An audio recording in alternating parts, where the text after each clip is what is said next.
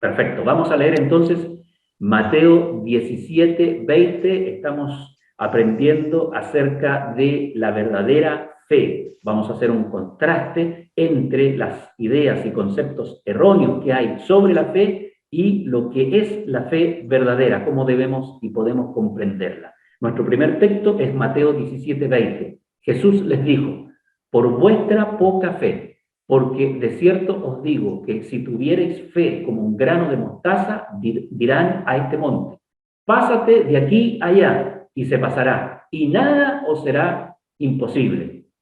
Este texto que nos entrega Jesús es tremendo, y yo creo que al leerlo a nosotros nos dan muchas ganas de decir: me gustaría tener esa fe que mueve las montañas, me gustaría tener esa fe que hace cosas grandiosas. ¿Cómo es que yo puedo acceder a esa fe?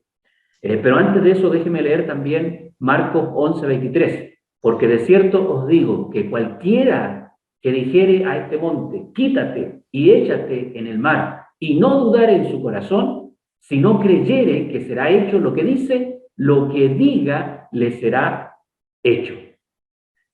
Si uno lee estos dos versículos de una manera negligente, podría sacar conclusiones equivocadas respecto a lo que es la verdadera fe. Miremos, por ejemplo, seis conclusiones erróneas, equivocadas respecto de la fe, y que están basadas en estos dos textos que hemos leído.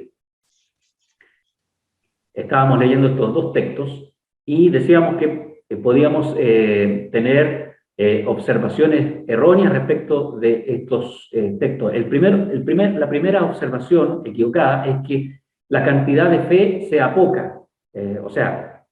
Alguien puede pensar que lo que quiso decir es que las cosas no se hacen porque tenemos poca fe. Entonces, lo que uno debiera alcanzar o tener es mucha fe. Esa es una observación errónea. Jesús no quiso decir que la cantidad es la que tenga que ver para que se realice alguna cosa. Otra observación equivocada sería que en realidad no se necesita tanta fe, porque él dijo fe como un grano de mostaza. Si tuvieran fe como un grano de mostaza, un grano de mostaza, una semilla de mostaza es una muy pequeña, muy chiquitita, y Jesús entonces comparó esto con un grano de mostaza y él dijo: si ustedes tuvieran fe como un grano de mostaza. Esta es otra observación errónea que podemos sacar de este texto. La tercera es que todo estará al alcance de quien tenga la fe necesaria. Nada os será imposible. Qué tremendo es esto, hermano, porque imagínense que alguien pudiera tomar esto y, ¿no es cierto?, dijera: bueno, no hay nada que sea imposible para aquel que tiene fe. ¿Está Jesús diciendo realmente eso o está tratando de decirnos otra cosa? Una cuarta observación errónea es que las palabras manifiestan la fe, porque él dijo ahí en Marcos, en donde estábamos leyendo, cualquiera que dijere, o sea, ni siquiera lo atribuyó a un grupo pequeño de personas, sino que lo abrió a todo el mundo. Cualquiera que dijere. Y la última observación es esta: que se puede hacer cualquier cosa con fe. Basado en Marcos, el versículo 23, ¿no es cierto?, donde estábamos leyendo, en Marcos 11, donde dice que lo que diga le será hecho. Lo que diga es como un cheque en blanco en realidad para nosotros. ¿Por qué es que nos suceden las cosas? ¿Es porque tenemos poca fe? ¿O es porque ni siquiera nos alcanza para hacer un grano de mostaza? ¿Qué es lo que realmente está sucediendo? Es que Dios se ve obligado a hacer cualquier cosa, la que sea, si alguien reclama en nombre de su fe lo que está pidiendo. Mire lo que estamos diciendo. que Dios se ve obligado para realizar lo que se le pida si alguien tiene la fe que Jesús indicó en esos versículos de Mateo 17 y Mateo 11. Sabemos, ¿verdad?, que estas son concepciones erradas, que lo que quiso Jesús decir no fue exactamente aquello, porque si fuera así, el hombre ya habría descubierto un instrumento para solucionar todos sus problemas, porque basta con que tenga fe y le diga a Dios, quiero que sea y que se haga tal y tal cosa, quiero que este monte se eche al mar, quiero que este problema se acabe, quiero que esta enfermedad se vaya, quiero que este problema se resuelva. Todo estaría arreglado, pero en el momento. Pero no es eso lo que sucede. Una cosa curiosa es que Jesús no mencionó aquí en estos textos a Dios como el objeto y la fuente de fe. Pero sin duda de que no es que no la quiso colocar, sino que simplemente daba por obvio que la fe tenía que estar puesta en Dios. De lo contrario, la conclusión entonces sería realmente, la conclusión final sería realmente grave, terrible, ¿no? Por eso es que tenemos que pensar que la fe muchas veces está sujeta a ciertas cosas que nos hacen errar en el camino de crecer en nuestra fe. Y por eso debemos comprender mejor, y el Señor nos ayude a comprender mejor lo que significa tener una fe verdadera, una fe cierta, para que realmente lo que dijo Jesús se pueda hacer una realidad en nuestra vida, de que tuviéramos fe como un grano de mostaza, dirán a este monte, pásate de aquí allá y se pasará, y nada os será imposible. Quiero que podamos comprender esta noche cómo es que estas palabras de Jesús se pueden llevar a cabo. Síganme, por favor, en lo que estamos haciendo y diciendo, para que podamos comprender entonces lo que la palabra del Señor nos dice.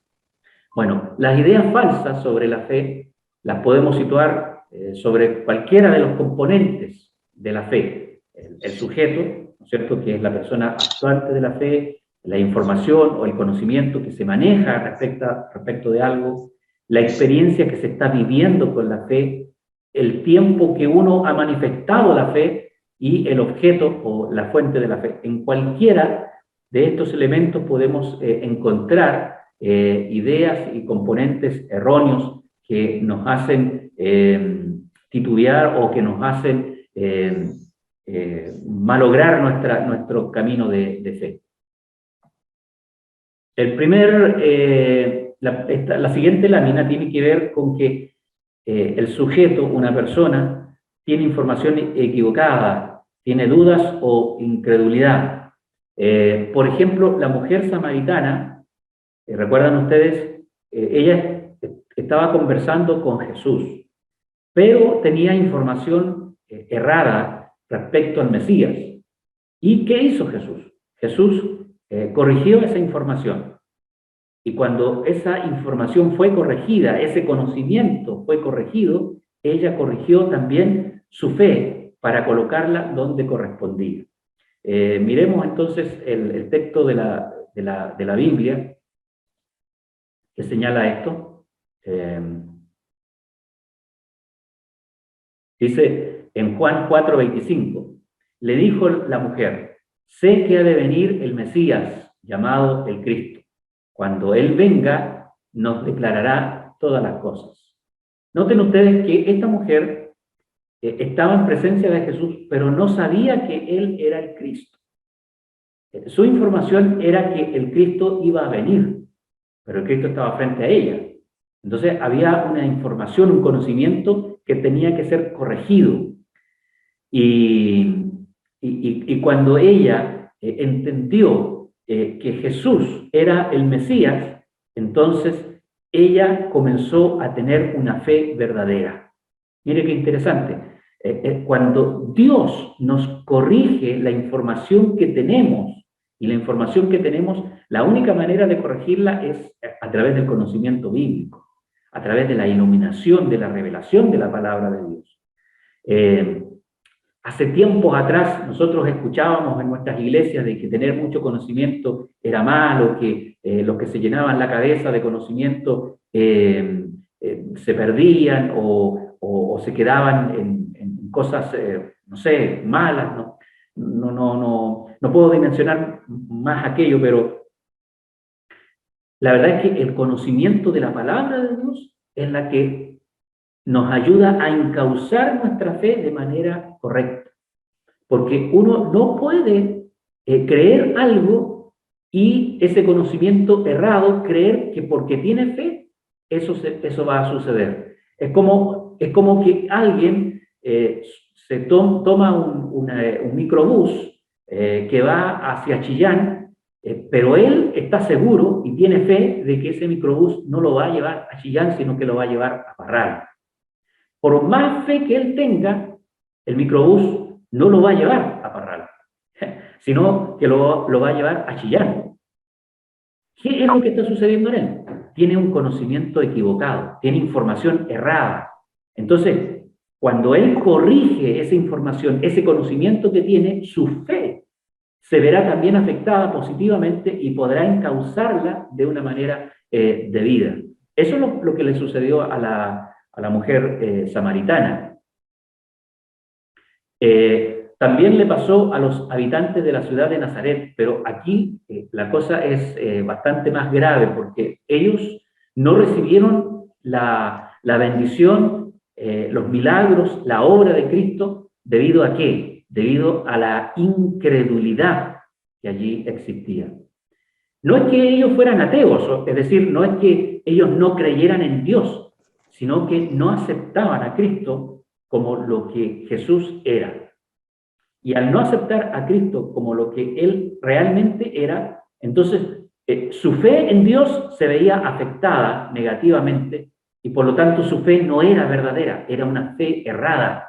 ¿Por qué? Porque la fe verdadera tiene por objeto a Jesús. La fe verdadera tiene como centro de su vida a Jesús.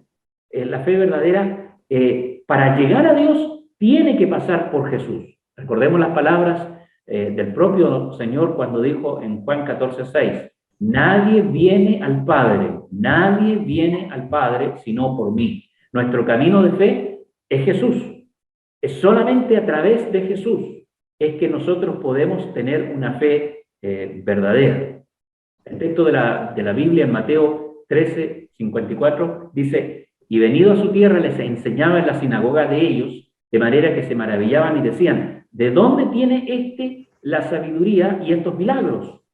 ¿No es este el hijo del carpintero? ¿No se llama su madre María y sus hermanos Jacobo, José, Simón y Judas? ¿No están todas sus hermanas con nosotros? ¿De dónde pues tiene todas estas cosas?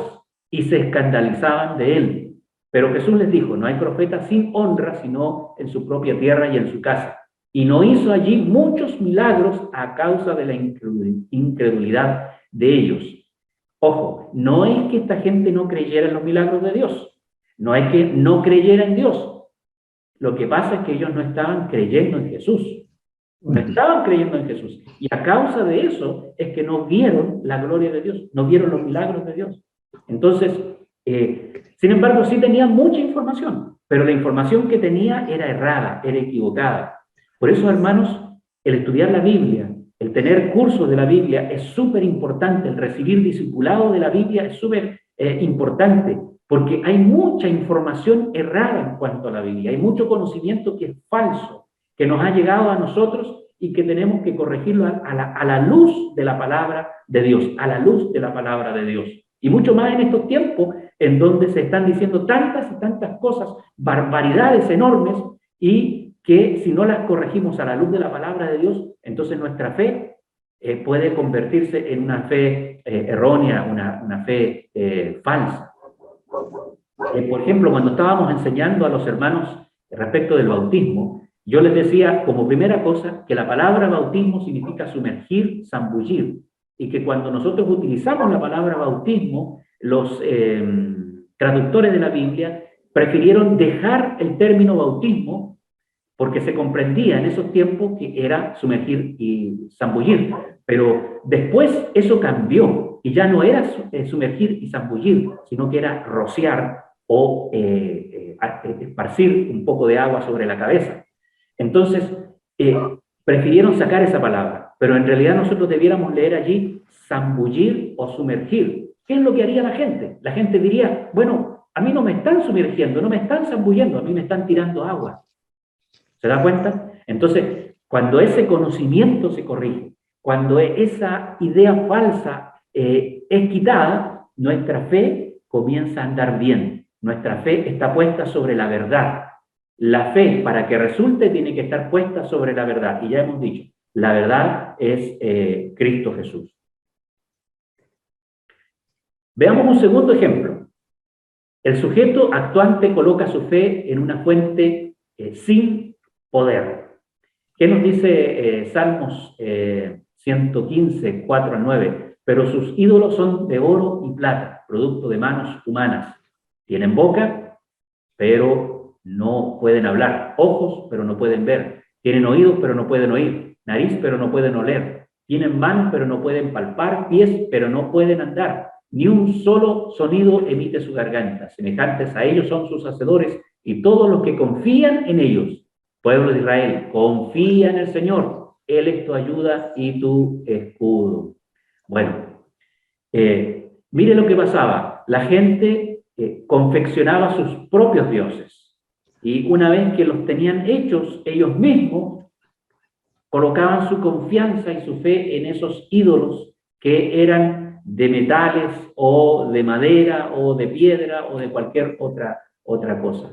Pero ¿qué sucede allí? Lo que pasa es que cuando nosotros colocamos nuestra confianza en una fuente sin poder, entonces, por más que creamos, no va a resultar nada porque esa fuente es banal, no conduce a nada, ¿no? El poder que emana de cualquier fuente que no sea Dios es mala porque tiene fines oscuros, es parcial porque no cumple los propósitos eternos y es engañosa porque nos desvía de la verdadera fe.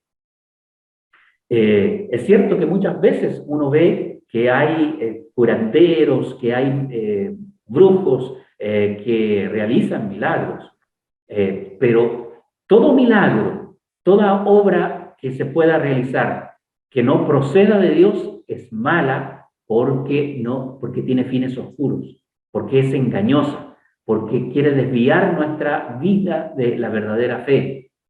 Entonces, eso es lo que nos enseña allí la palabra del Señor. La única fuente válida para nuestra fe debe ser Dios. ¿No? La única fuente válida para nuestra fe debe ser Dios. Hebreos 12:2 dice, puestos los ojos en Jesús, el autor y consumador de la fe, el cual por el gozo puesto sobre sí mismo soportó la cruz y despreciando lo propio se ha sentado a la diestra del trono de Dios. Bueno, la palabra autor, que viene del griego arquegos, se traduce también como fundador, como caudillo, conductor o príncipe. A veces significa la causa que origina algo o que provee la primera ocasión de cualquier empresa. Nuestra única fuente de fe debe ser Dios. No podemos ni debemos colocar nuestra fe en nada ni en nadie más. Si bien es cierto, debemos creer en la iglesia, debemos creer en nuestros hermanos, debemos creer en nuestra familia, pero no podemos colocar nuestra fe en ello para el tema de la salvación. La única fuente de fe verdadera para nuestra salvación es Dios.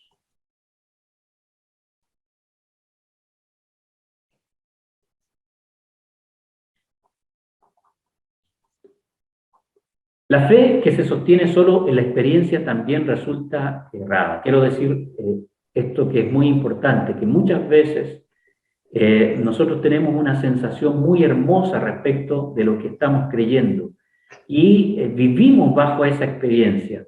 Pero cuando esa experiencia pasa o se acaba o va disminuyendo, nosotros ya dejamos de seguir al Señor de la misma forma.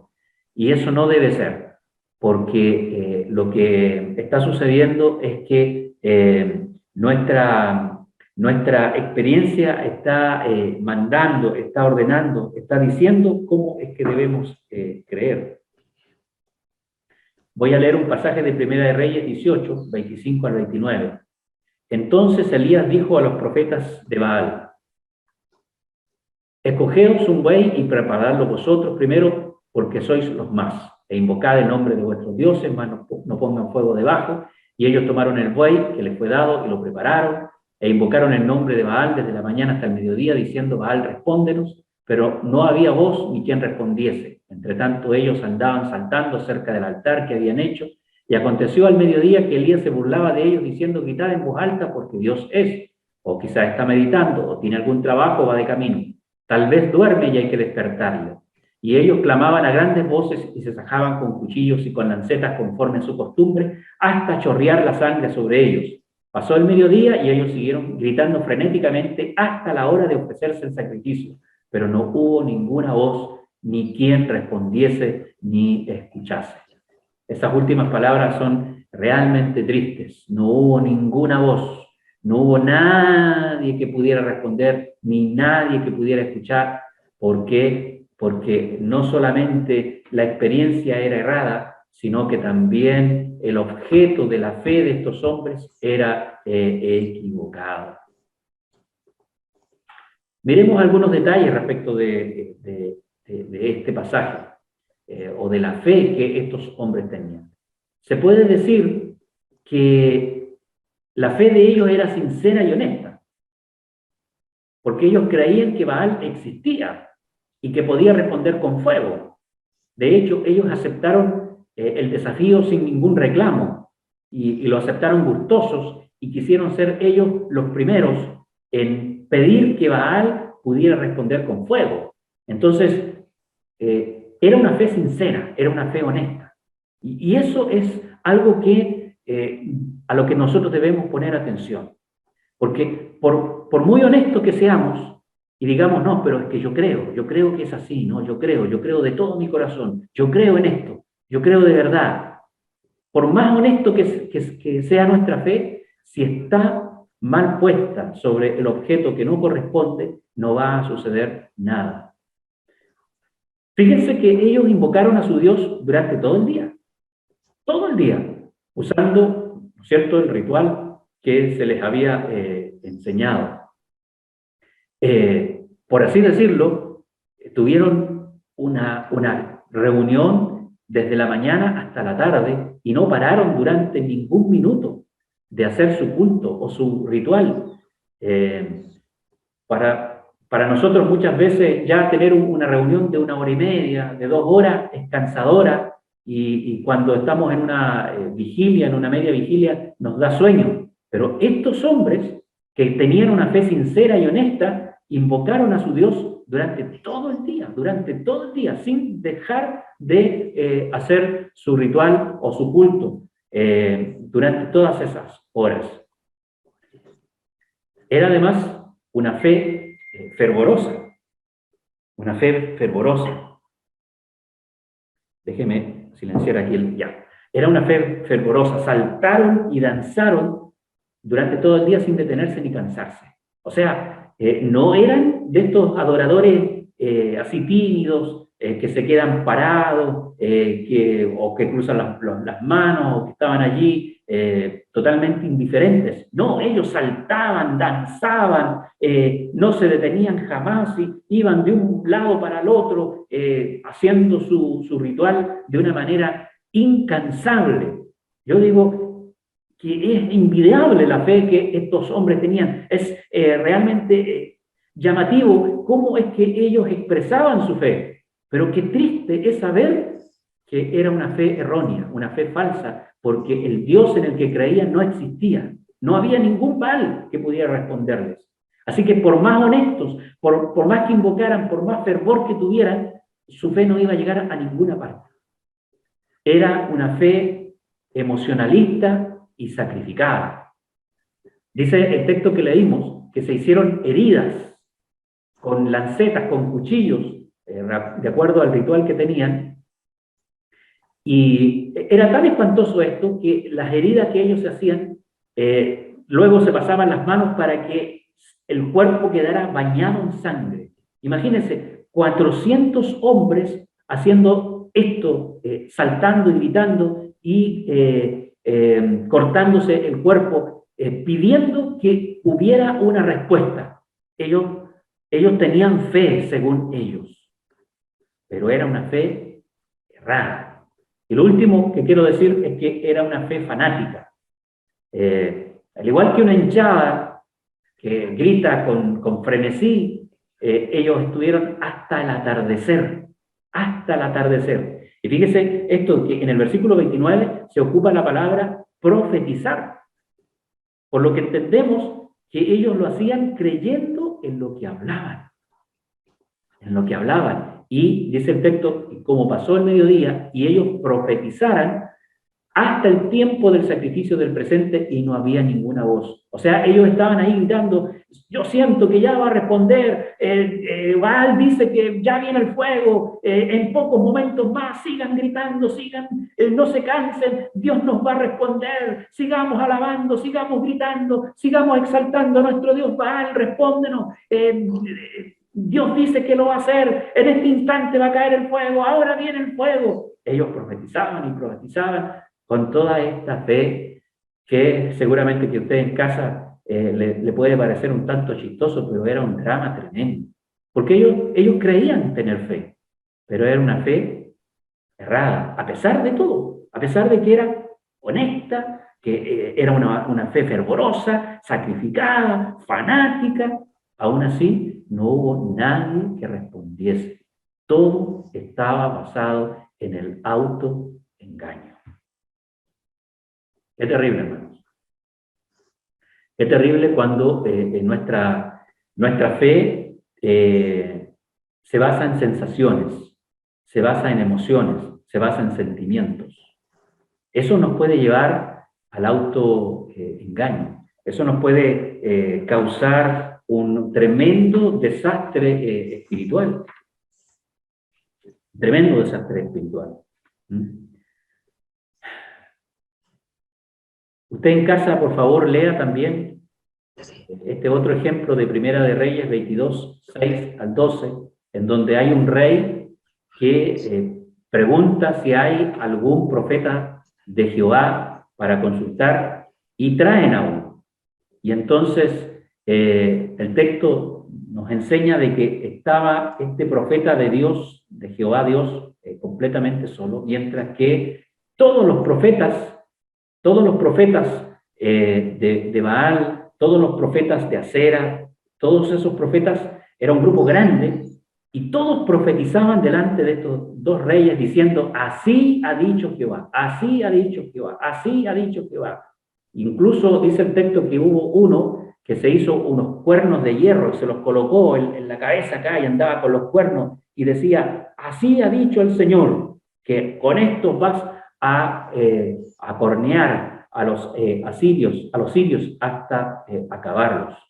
Y todos profetizaban de la misma manera. Todos decían que estos reyes iban a ser prosperados porque Jehová los iba a entregar en manos del rey. Bueno, ellos creían que sus mensajes provenían de Dios y proclamaban victorias para los reyes. Su fe y su profecía eran falsas porque no provenían de Dios. Venían de sus mentes, venían de su autoengaño. Ese es el problema de los sentimientos, mi hermano. Ese es el problema de las sensaciones falsas y emociones erradas. Por eso es que yo les quiero enseñar siempre de que, si bien es cierto, es hermoso y maravilloso sentir a Dios, y que nadie diga lo contrario, es hermoso, es maravilloso sentir la presencia de Dios. Pero eso no significa de que Dios está porque lo sentimos. ¿Me escuchó? Dios no está porque lo sentimos. Dios está porque Él ha prometido estar. Esa es la verdad. Ese es el conocimiento sobre el que debe actuar nuestra fe. Dios está aquí, lo sienta o no lo sienta, tenga una sensación o no tenga una sensación. El hermano que se para a predicar es un profeta en el nombre del Señor. Y si ustedes quieren ver profetas hoy día hablando la palabra de Dios, pues escuchen a los predicadores del día domingo, escuchen a los que están entregando la palabra del Señor, porque ¿saben lo que significa profeta? Hablar en nombre de Dios, hablar en el nombre de Dios. Entonces, no es necesario que nosotros digamos, así dice el Señor, porque el Señor ya lo está diciendo. El Señor nos ha puesto su palabra delante de nosotros. Por lo tanto, ¿qué estamos leyendo? ¿Estamos leyendo nuestros conceptos, nuestras opiniones, o estamos leyendo la palabra de Dios? Entonces, hay profecía cada vez que se abre la palabra. Hay profecía cada vez que se predica. ¿Por qué? Porque sabemos que Dios está allí. Entonces, alguien puede decir, pero alguien puede llegar a un culto y dice, no siento la presencia de Dios. Y otros dicen, yo siento algo, un fuego. Eso es maravilloso.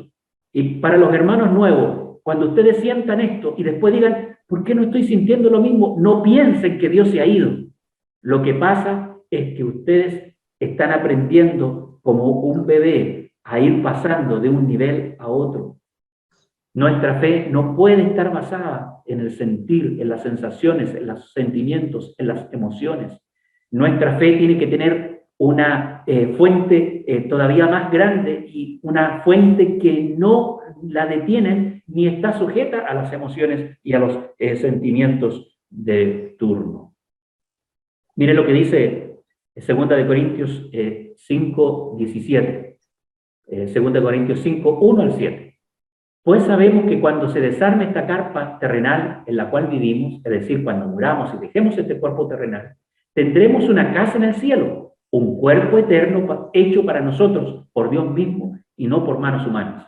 Yo antes pensaba, y creo que no estar errado, de que en el cielo hay construidas moradas, hay construidas casas para nosotros. Pero Pablo nos está diciendo acá que las casas, las moradas que hay en el cielo no son las que nosotros conocemos, hechas de cualquier cosa, sino que ese cuerpo nuevo que Dios nos va a dar. Esa es la verdadera casa. Ese cuerpo hecho para nosotros, un cuerpo espiritual. Bueno, sigamos leyendo. Dice el versículo 2. Nos fatigamos en nuestro cuerpo actual y anhelamos ponernos nuestro cuerpo celestial, nuestra casa celestial, como si fuera ropa nueva. Pues nos vestiremos con un cuerpo celestial, no seremos espíritus sin cuerpo. Mientras vivimos en este cuerpo terrenal gemimos y suspiramos, pero no es que queramos morir y deshacernos de este cuerpo que nos viste. Más bien queremos ponernos nuestro cuerpo nuevo para que el cuerpo que muere sea consumido por la vida. Dios mismo nos ha preparado para esto y como garantía, ojo con esto, nos ha dado su Espíritu Santo. Así que siempre vivimos en plena confianza, aunque sabemos que mientras vivamos en este cuerpo no estamos en el hogar celestial con el Señor, pues vivimos por lo que creemos y no por lo que vemos. ¡Qué tremendo pasaje! ¡Qué tremendo pasaje! Mire lo que nos dice el versículo 6. Pablo dice en el verso, vivimos confiados. ¿Por qué usted vive confiado? ¿Alguien puede decir eso? ¿Por qué vivimos confiados? Alguien puede tal vez pensar, es porque yo creo que Dios está conmigo, porque Dios me ama, etcétera, etcétera. ¿De dónde es que provenía la confianza del apóstol Pablo? Hay dos textos que nos dan la clave para entender por qué es que él dice, vivimos confiados, estamos confiados.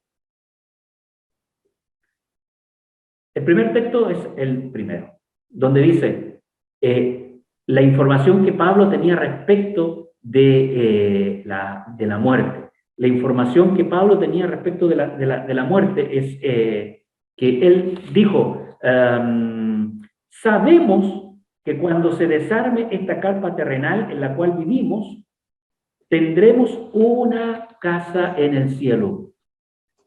No era un dato curioso, no una cuestión que él había sacado de por allí y por acá, no la había inventado. Ese conocimiento, ese saber provenía de la palabra de Dios. Sabemos esto, lo sabemos. Entonces, la fe se basa en lo que sabemos, en lo que creemos. Por eso es que el versículo 7 dice que nosotros andamos por fe, no por vista. Andamos por lo que creemos, vivimos por lo que creemos y no por lo que vemos.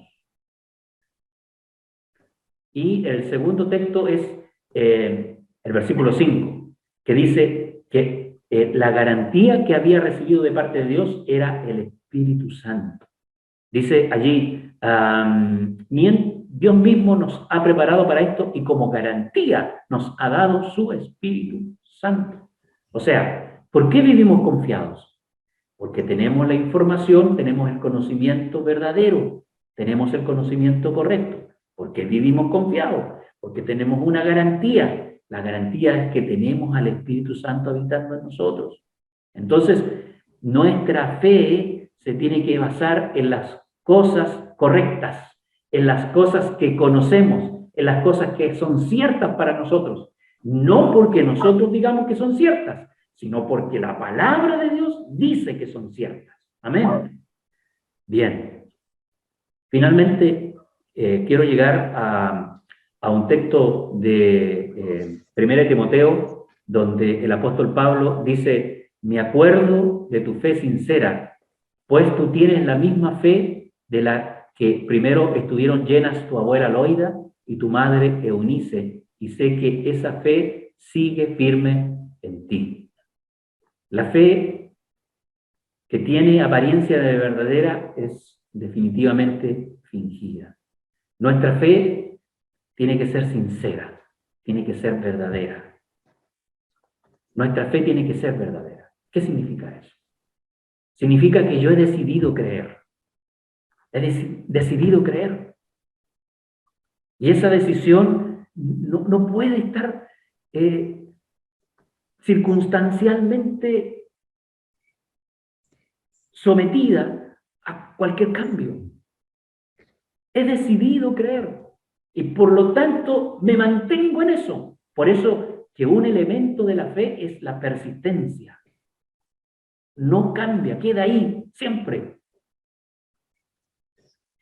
Da una pena ver a muchas personas que un día sirvieron al Señor, que predicaron, que incluso ministraron, verles cómo su fe ha cambiado tanto. Ya no hay persistencia. ¿Habría en ellos una fe verdadera o sería una fe fingida? ¿Cómo es la fe fingida? La fe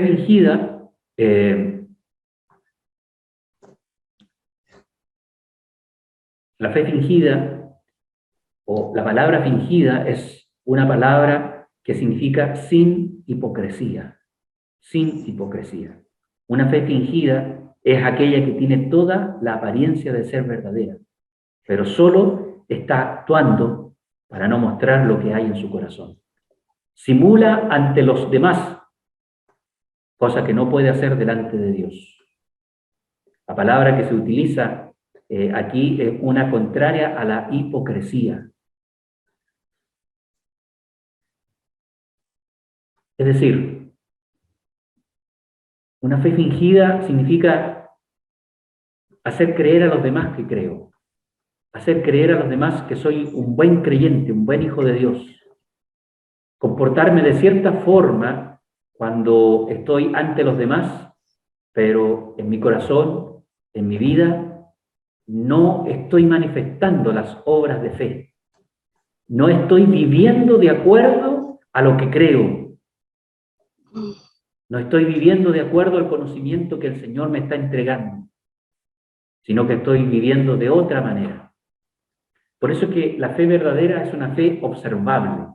Pablo podía ver la fe de Timoteo, la podía ver, y le dice, tú tienes la misma fe que estuvo en tu abuela y en tu madre, la misma fe. Es una fe que se ve, que se observa, que se puede medir casi.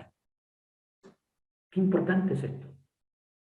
Que, mire, cuántas personas muchas veces vienen al culto y cantan las mismas canciones que todos cantamos, inclinan sus rostros para orar, escuchan con atención la palabra, pero están fingiendo que tienen fe, están aparentando que tienen fe, están simulando que tienen fe. No es una fe honesta, no es una fe sincera, no es una fe creíble, no es una fe verdadera. Entonces la fe verdadera es algo que se puede observar. Yo necesito ver en usted que tiene fe. Jesús lo dijo cientos de veces, ¿no? Cuando estaba con la mujer sirofenicia dijo, ni en Israel he visto tanta fe, he visto, de ver tanta fe. La fe es algo que se puede ver. No es cuestión de que usted me diga, no, si yo tengo fe, no, si yo tengo fe. Pues quiero verle en su fe, quiero ver su fe. De eso se trata. Pablo le dice a Timoteo, yo veo como tu fe es sincera, porque es la misma fe que estuvo en tu abuela y que estuvo en tu madre. La fe verdadera es también dinámica, de acuerdo a lo que dice el versículo 6, donde dice, por esta razón te recuerdo que avives el fuego del don espiritual que Dios te dio cuando te impuse mis manos, pues Dios no nos ha dado un espíritu de temor y timidez, sino de poder, de amor y de dominio propio o autodisciplina. La fe sincera es dinámica. ¿Por qué? Porque tiene un fuego que se puede avivar. Una fe fingida no puede hacer esto porque no tiene nada. No hay fuego que avivar. ¿Qué va a avivar un fuego si no existe ese fuego? Nunca hubo una llama, nunca estuvo nada prendido. Pero una fe verdadera se dinamiza, se acrecienta, alimenta el fuego que hay dentro de su corazón, alimenta el don que hay dentro de su corazón. Hermanos, no vivimos por lo que vemos, no vivimos por las circunstancias, no vivimos por nuestras opiniones, no vivimos por nuestras sensaciones, no vivimos por lo que está sucediendo hoy día, vivimos por lo que hemos creído. Y si nuestra creencia, nuestro creer es correcto, es un conocimiento que proviene de la palabra de Dios y hemos sido enseñados en la palabra de Dios, nuestra fe va a crecer de tal manera que las palabras de Cristo, las palabras del Señor se van a comenzar a hacer realidad en nuestra vida. Y diremos a este monte, échate en el mar, porque no lo estoy diciendo yo, lo estoy diciendo basado en lo que Dios me ha enseñado respecto de esto o de aquello y de lo demás allá. Y espero que esta enseñanza que hemos entregado esta noche haya fortalecido y le haya animado a creer todavía más, porque recuerde, la posibilidad de creer todavía más, ¿en quién está? En nosotros, en cada uno de nosotros. ¿Y cómo es que nuestra fe ha de crecer? Bueno, la fe es por el oír, y el oír por la palabra de Dios. Entonces, el conocimiento que vamos recibiendo va a acrecentar nuestra fe en el Señor. Muy bien. Ahora me gustaría ver a todos los participantes. Ahí estoy viendo una ojeada de todos los que están hoy día conectados. Yo tengo una lista acá larga de hermanos y hermanas que se han ido inscribiendo y gracias al Señor que estamos teniendo un muy buen número de participantes. Cerca de 50 hermanos son los que se han inscrito. Vamos a orar al Señor. Señor, gracias te damos porque podemos tratar este tema con los hermanos y aunque estamos distantes físicamente, pero estamos unidos de corazón y yo quisiera pedirte, Señor, con todo mi corazón, que tú bendigas la fe de cada uno de nosotros. Porque ahora sabemos que nuestra fe puede crecer, ahora sabemos que nuestra fe puede ser liberada de esos errores y puede estar basada sobre una fuente correcta, sobre un conocimiento correcto. Ahora sabemos, Señor, que nuestra fe, para que sea verdadera, tiene que primero estar basada en ti, en lo que tú hiciste por nosotros en la cruz del Calvario, en lo que tú hiciste por nosotros, Señor, mientras estuviste en la tierra. Ahora sabemos, Señor, que nuestra fe es verdadera porque está basada en el Hijo de Dios. Te pedimos, Señor, que nos fortalezcas, que esta decisión de creer, esta decisión de persistir y esta decisión de ir adelante en tu nombre, Señor, no la perdamos en ningún momento y bajo ninguna circunstancia, y podamos ver tu mano de poder obrando en nosotros, de tal forma que podamos ver milagros y maravillas a nuestro alrededor como queremos. Todavía más, Señor, todavía más. Queremos más de ti. Gracias, en el nombre de Jesús. Amén. Amén. Muy bien, entonces ahora vamos a abrir los micrófonos y las pantallas de cada uno porque vamos a tomarnos una selfie como la semana pasada para que así podamos saber quiénes están presentes. Entonces, abramos por un momento nuestra pantalla, por favor. Diego, abrí el micrófono. Ahí van apareciendo cada vez más.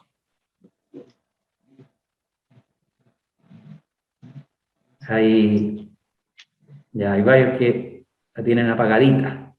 A ver si la pueden prender por un minuto, solamente un segundito. Pastor, mi cámara está mala, por eso no salgo. Ok. Voy a salir en pista. Sí.